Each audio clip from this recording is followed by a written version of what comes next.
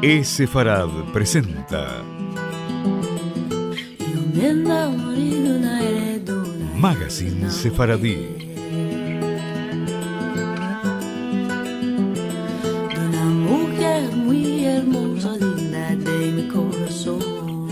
Una producción de Radio High y Radio Sefarad.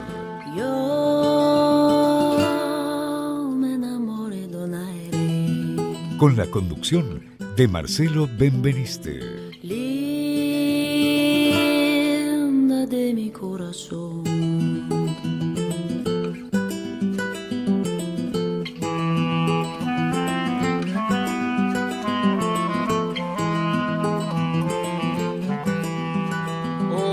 Hola amigos, bienvenidos a la edición número 416 de Sefarad Magazine Sefaradí. Y el programa de hoy está dedicado al excepcional trabajo de Han den Boer de la Universidad de Ámsterdam, titulado El teatro entre los sefaradíes de Ámsterdam a fines del siglo XVII. Así que rápidamente vamos a ir a este artículo.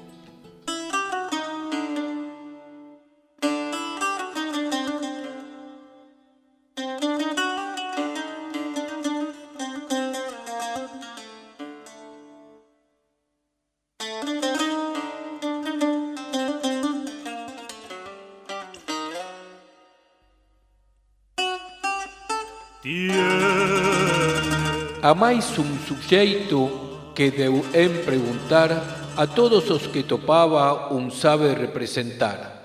E chegou a tanto a súa curiosidade que até nisso aprengou un frade e en conclusão, se houver comedia que ver, irá 6 lenguas a pé por não a perder. Grande debe haber sido la afición al teatro de uno de los presentes en una fiesta de Ámsterdam a finales del siglo XVII, a tenor de los versos que encabezan este artículo. El aludido, un judío sefaradí, recurre a un jurado enemigo en busca de actores y para no perderse ninguna comedia, está dispuesto a andar más de 30 kilómetros. No tenían que ir tan lejos los que querían asistir a una representación teatral en Ámsterdam. Desde el principio de su vida como judíos en esta ciudad, allá por los primeros años del siglo XVII, los cristianos nuevos procedentes de España y Portugal se establecieron en una especie de gueto voluntario en Bloemenburg, allí donde aún se encuentra la casa de Rembrandt y la sinagoga judeo-portuguesa. En ciertas actas notariales se registra que en ese barrio, el 2 de enero de 1696, un tal Francisco Rodríguez Enríquez había alquilado un almacén de Abraham Serrano para, y dice textualmente, celebrar la comedia. Y en 1708, aficionados a las comedias españolas pidieron permisos al ayuntamiento para organizar representaciones en español los miércoles cuando el teatro municipal estaba cerrado. Ya estaban habituados a hacerlo durante más de 9 años, pero las autoridades negaron su permiso. Temían que resultara perjudicado el monopolio del teatro municipal, cuyos ingresos iban destinados al sostenimiento de huérfanos y ancianos. Hay claros indicios de que a pesar de esta negativa, los sefaradíes siguieron llevando a cabo representaciones teatrales. Estudios del hispanista Van Praag y del erudito sefaradí Silva Rosa, ambos ya fallecidos, nos han revelado mucho sobre la popularidad del teatro español en Holanda y en particular entre los sefaradíes de Ámsterdam. Esa popularidad queda en parte reflejada en la propia producción sefaradí. La primera representación teatral que conocemos a cargo de los sefaradíes de Ámsterdam es la del Diálogo dos Montes de Reuel Jesurún. El nombre cristiano del autor había sido Paulo de Pina y es famosa la anécdota sobre su conversión, encaminado por el doctor Eliau Montalto justo cuando iba a Roma a fin de hacerse monje. La obra que como judío compuso en Ámsterdam se representó en una festividad de 1624, nada menos que en la sinagoga. Es una discusión poética entre los montes de Palestina, mostrando la preeminencia del monte Sinaí y la superioridad de la fe de Israel, y es llamado auto mosaico, transposición del auto sacramental en el nuevo espacio sagrado de la sinagoga. Se trata de una expresión característica de los marranos, de los llamados marranos, y demuestra su profunda inmersión en la cultura católica.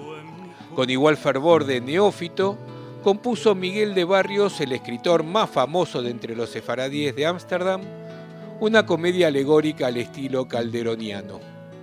Daniel Levy, tal era su nombre judaico, escribió Contra la verdad no hay fuerza, en honor del martirio de Abraham Matías, Jacob Rodríguez Cáceres y Raquel Núñez Fernández, quemados vivos en Córdoba en 1665. La obra celebra en 3 jornadas y con una trama compleja la batalla que por el alma del albedrío libran la verdad y la mentira. La verdad es asistida por celo y entendimiento, mientras que la mentira es ayudada por error, enojo y vicio. Su contenido específico y elaborada forma hacen suponer que la comedia se haya representado entre los sefaradíes de Ámsterdam. La pieza transpira el inmenso fervor de penitencia y redención causado por el falso Mesías Shabbatai Zvi, y debe haber impresionado, ya que contiene numerosas peleas, hace un amplio uso de tramoyas y culmina, tras un juicio de la Inquisición, en el martirio de la virtud, el entendimiento y el albedrío en las llamas de la hoguera. Merece mencionarse por fin el personaje del Apetito, quien como gracioso judío se encarga del contrapunto cómico en chistes que son frecuentemente juegos de palabras y conceptos, entre los que figura este: hebreo soy de nación, y así ningún atrevido imagine lo contrario, que diré que es un judío. Representa un ejemplo antiheroico y reconocible para los espectadores sencillos y pocos instruidos en su fe. Otras obras dramáticas de Daniel Levy son aquellas piezas de distinto carácter que compuso para las diferentes instituciones caritativas y educativas que conocía la comunidad sefaradí de Ámsterdam. Son obras de ocasión y no deben haberse representado más de una vez. En 1699 se publicaron 2 comedias compuestas para celebrar la alegre fiesta de Purim. Una de ellas llamada Comedia famosa de Amán y Mordejai, y la otra la comedia famosa de los sucesos de Jacob y Esab. La comedia de Amán y Mordejai se escribió en español. Su escritor nos dice que es obra de un ingenio de Hamburgo, adaptada por él para su representación. Es una obra ingenua, afeada por numerosos lusitanismos, mientras que al final aparece un yidismo, el curioso saludo que dice «queda sano», que indica tal vez el origen judeo-alemán de esta comedia. Indudablemente española, sin embargo, es la inserción del gracioso pastelero en la pieza. La comedia de Jacob y Esab, en portugués, está mejor escrita y tiene mayor tensión dramática. Con todo, estas comedias sefaradíes tienen escaso valor literario y si llaman hoy la atención es por su curiosidad. Los mismos sefaradíes escribieron también obras profanas, que obedecían tanto al gusto de su público como las religiosas que hemos mencionado y con las que probablemente buscaban también una mayor difusión. Conocemos la comedia burlesca La mayor hazaña de Carlos VI, del portugués Manuel de Pina, publicada junto con sus poesías satíricas. Casi al mismo tiempo de publicarse estas, su autor había contribuido con versos religiosos a un libro dedicado al mártir Abraham Núñez Bernal, quemado vivo en Córdoba en 1655. Y el mencionado Miguel de Barrios editó con sus poesías profanas, contenidas en Flor de Apolo, 3 comedias de capa y espada que, si se distinguen en algo de tantas otras que por entonces se publicaban, es por su alto número de duelos, lo que tal vez explique que tuvieran varias reediciones en Flandes y en España.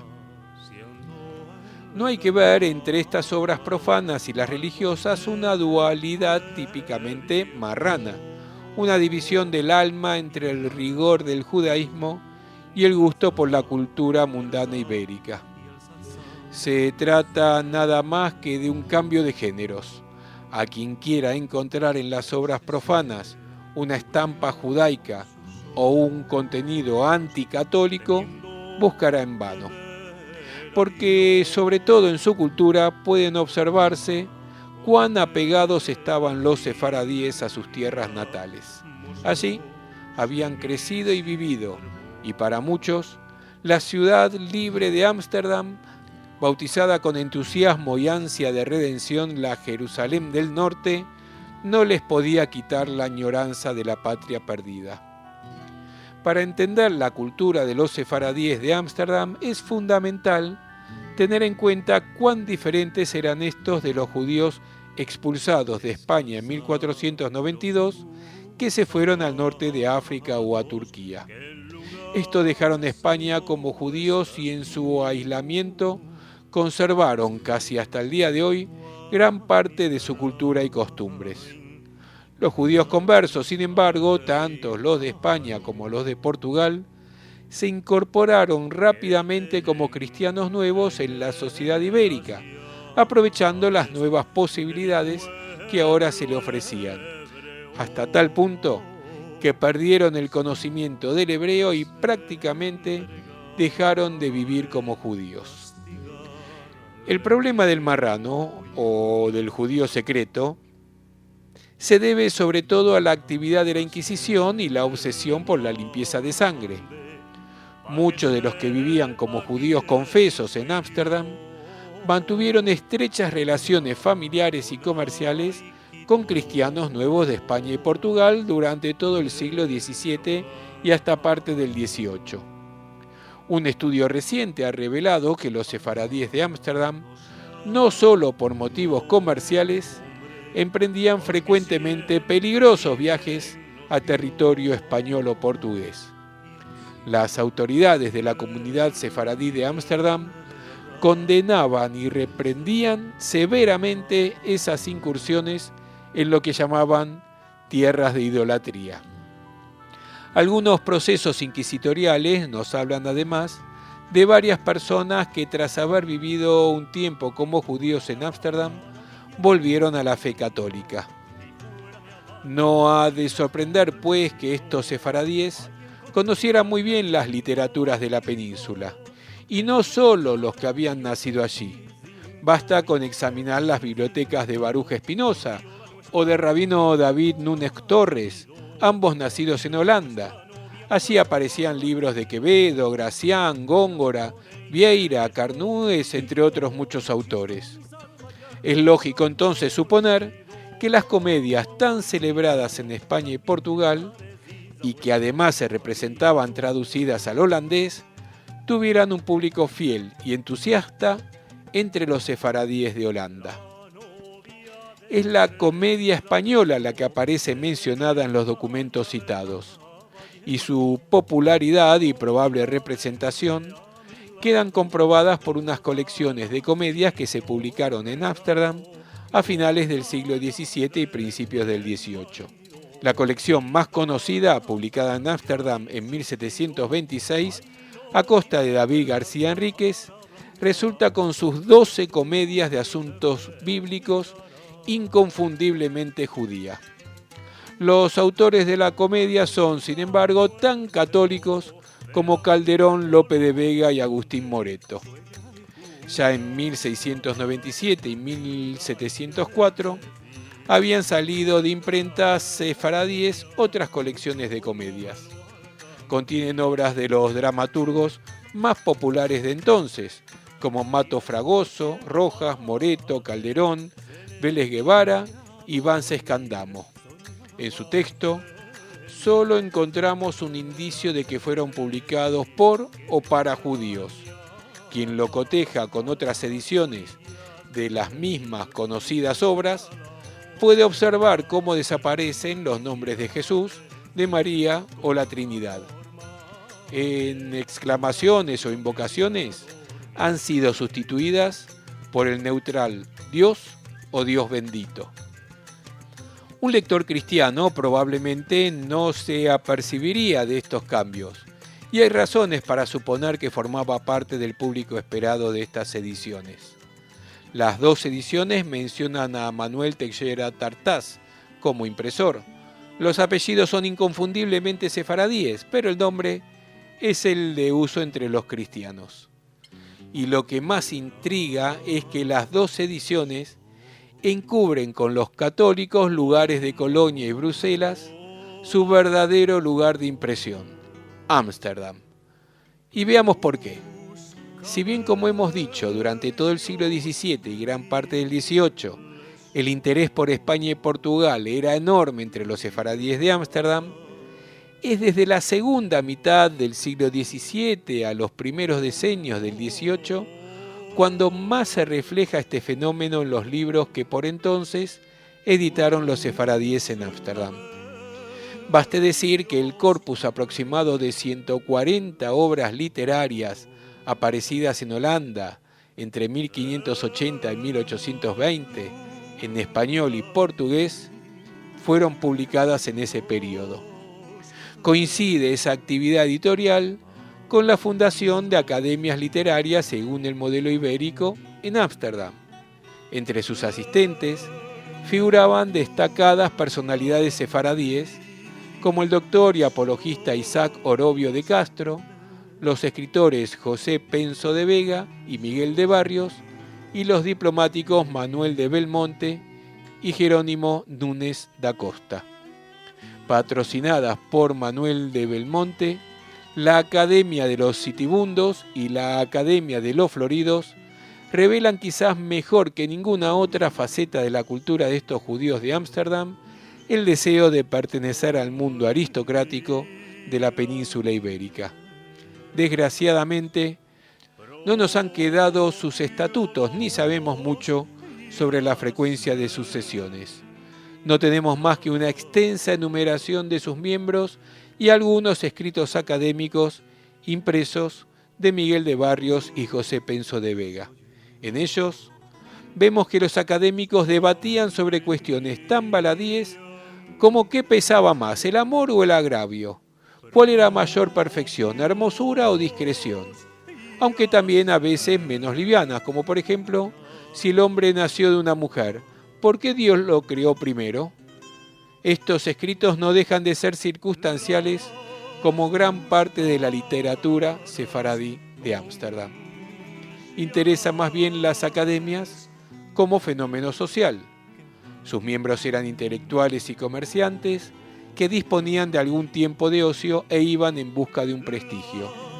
Elocuentes al respecto son las trayectorias de los ricos sefaradíes Jerónimo Núñez de Acosta, Antonio y Francisco López Suazo y Manuel de Belmonte. Dentro de la comunidad ocuparon puestos de alto relieve, pero eran conocidos ante todo por sus aspiraciones aristocráticas.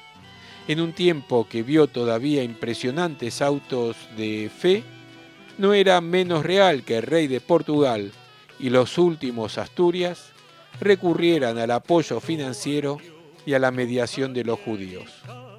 Véanse los casos de Antonio López Suazo y Manuel de Belmonte, que vivían abiertamente como judíos en Ámsterdam. Por sus servicios, Carlos II les dio el título, inaudito para un judío, de varón de los Países Bajos españoles. Fueron ellos y otros ricos sefaradíes los que facilitaron dinero y municiones a los soldados que España tenía en Flandes, a menudo únicamente movidos por promesas de honores y gratitud. Para muchos españoles y holandeses, no era fácil digerir que Holanda y España, tan enfrentados durante tanto tiempo, ahora se unieran en una alianza para defenderse de Francia. En este ambiente patrocinado por aristócratas sefaradíes, se publicó pues la mayor parte de los libros sefaradíes. Sus autores aspiraban, igual que sus mecenas, al prestigio, no importaba cómo, pero siempre con la mira puesta en España y Portugal. De Miguel de Barrios es conocido cómo se dirigía.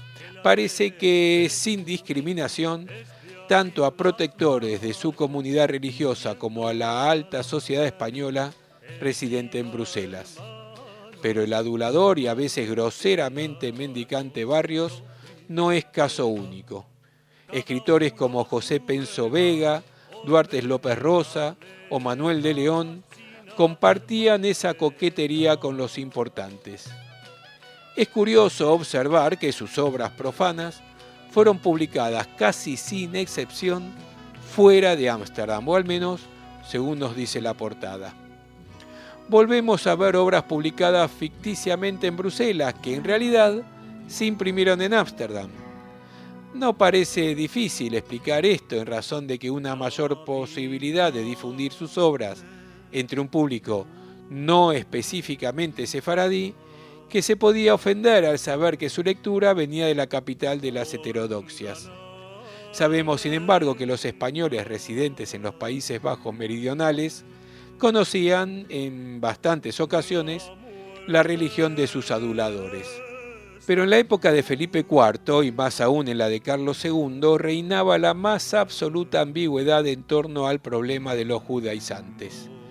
No deja de ser sorprendente que en Amberes los cristianos nuevos pudiesen vivir abiertamente como judíos ya en 1694.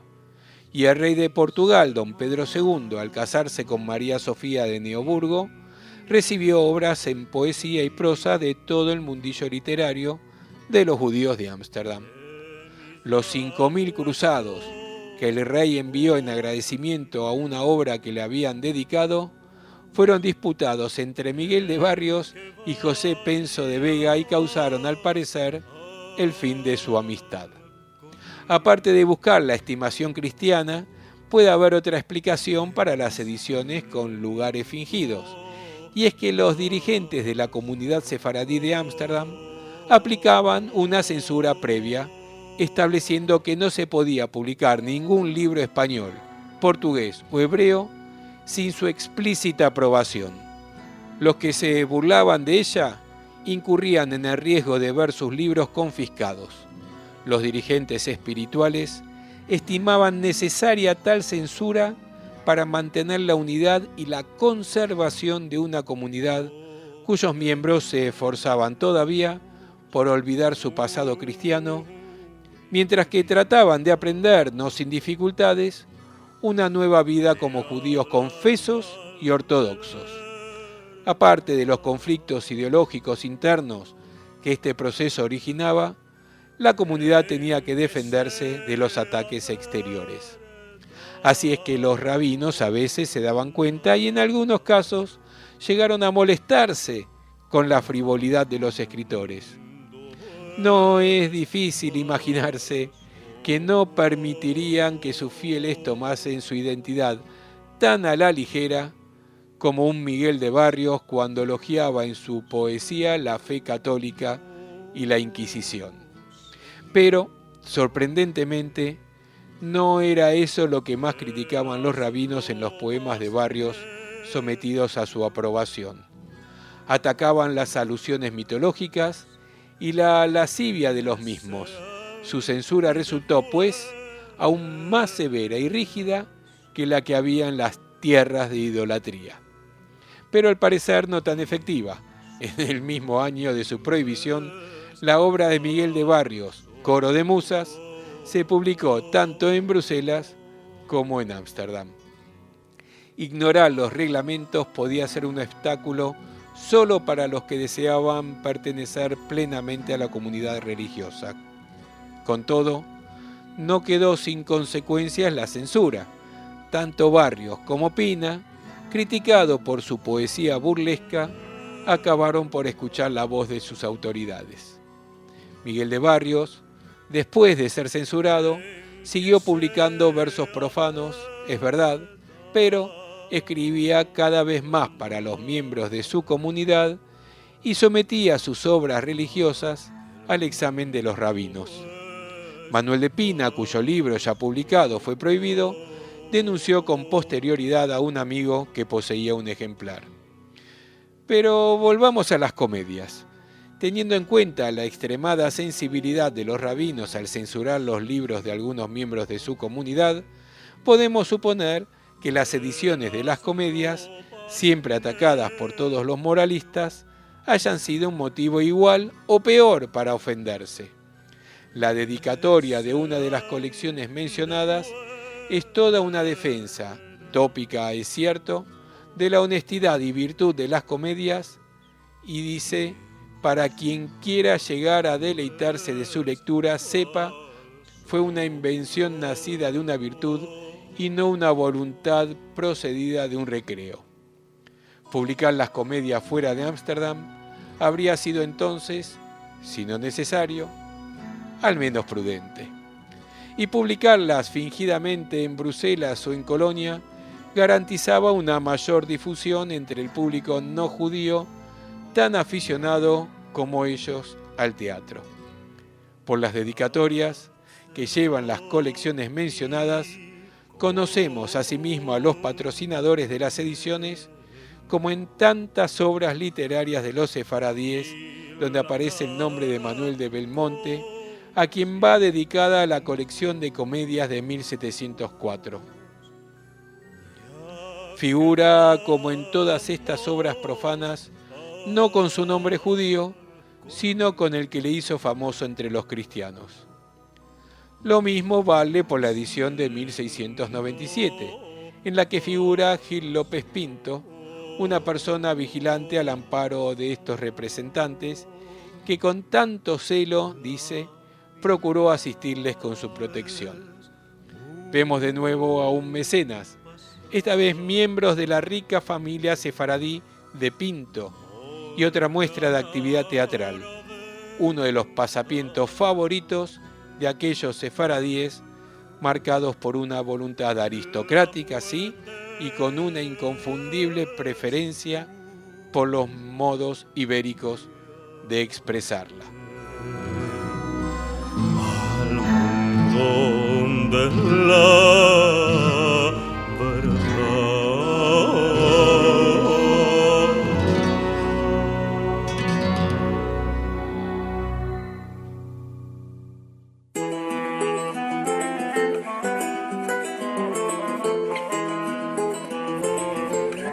Música.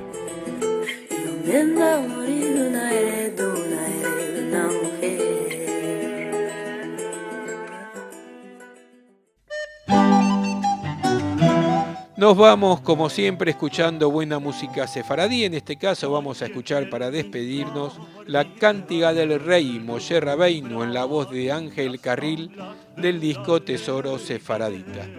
Yo soy Marcelo Benveniste, los espero dentro de 7 días para un nuevo programa de E-Sefarad Magazine Sefaradí, ya sea a lo largo de todos los viernes en radiosefarad.com y los domingos a las 3 de la tarde por Radio High en radiohigh.com o también en 96.3 MHz, la frecuencia modulada en la propagación de Buenos Aires. Los esperamos como siempre en nuestro portal esefarad.com y en todas las redes sociales. Mandamos saludos al grupo de la Universidad Hebrea de México que está recorriendo de la mano de Esefarad las juderías de España. Y también recordarles que el próximo lunes 8 de abril a las 7 de la tarde en Amihai, la profesora Adriana Broski dará una charla abierta y gratuita, La Shoah y la reacción de los sefaradíes en la Argentina 1933-1960, una investigación única que va a sorprender a quienes asistan. Es charla abierta y gratuita en Amihai, en Arribeños 2355. Ahora sí, los dejo, esta vez entonces con la canción del disco Tesoro Sefaradita, La Cántiga de la Ley, Moshe Rabbeinu, por Ángel Carril. Semanada buena. Que subió y avanzó a los altos cielos.